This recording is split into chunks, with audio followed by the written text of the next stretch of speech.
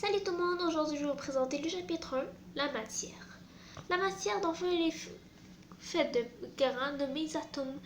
C'est des petits billes impossibles à briser. Atomes. Démocrite a eu une réflexion que la matière est composée d'atomes, mais il n'y avait aucune démonstration jusqu'en 1808. Monsieur John Dalton a eu la représentation des atomes. Donc, modèle atomique, c'est le synonyme d'un fond de représentation atome. Ce qui est important à retenir est le modèle atomique de Dalton. Toute la matière est composée d'atomes. Les atomes sont tellement petits qu'il est impossible de les observer, ils ne pouvant être ni créés, ni détruits, ni divisés en parties plus petits. Tous les atomes d'un même élément sont identiques. Ils ont le même masse, même propriété. Les atomes d'éléments différents sont différents. Ils ont des masses différentes, des propriétés différentes.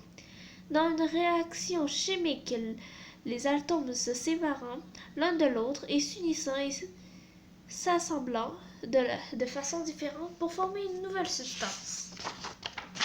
Et voilà. Mais après tout, on ne sait jamais c'est quoi un atome. Je vais vous donner la définition d'un atome. En effet, un atome est une unité élémentaire de la matière.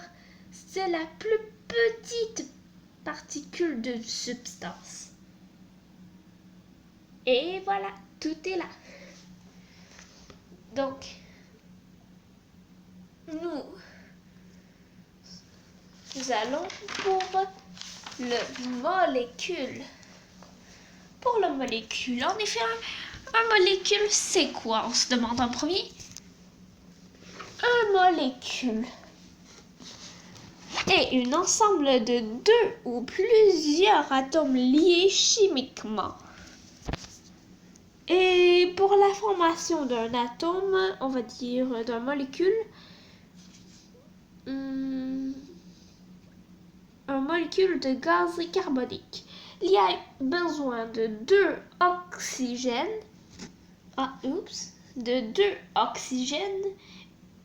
deux atomes d'oxygène et un atome de carbone. Et voilà. En effet, c'est deux. Comment on représente? C'est souvent O plus O et O, 2 fois O plus C, ça égale OCO, donc CO2. C'est le gaz carbonique. Donc, nous allons à les éléments. En effet, un élément est une substance. Et un élément est donc formé d'une sorte d'atome. Les exemples, l'argent, azote,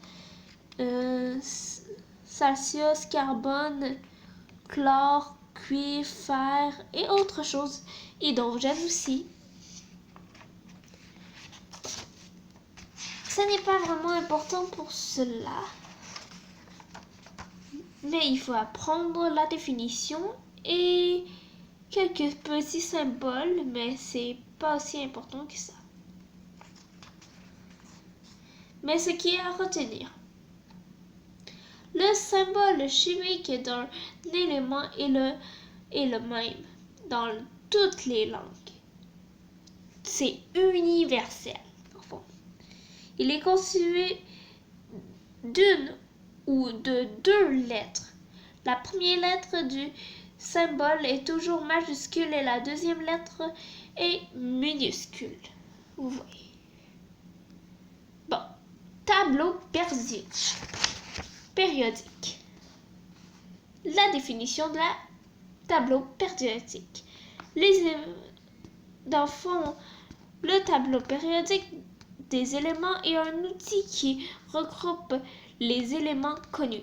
Les éléments y sont classés selon leurs propriétés physiques et chimiques. Il y a plus de 94 éléments naturels. Bon. Vous voyez ici, j'ai mis un petit... Oui? Ok. J'ai mis un petit tableau périodique des éléments. Voici le 1. En haut, ça s'appelle numéro atomique. C'est la valeur Z. H, c'est le symbole chimique. Donc, c'est le symbole. Et le nom de l'élément est hydrogène. Tout en bas, le 1 est masse atomique, donc c'est la valeur A. Et voilà. Bon, maintenant, aujourd'hui,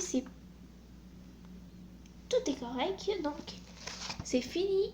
Merci, bonne journée.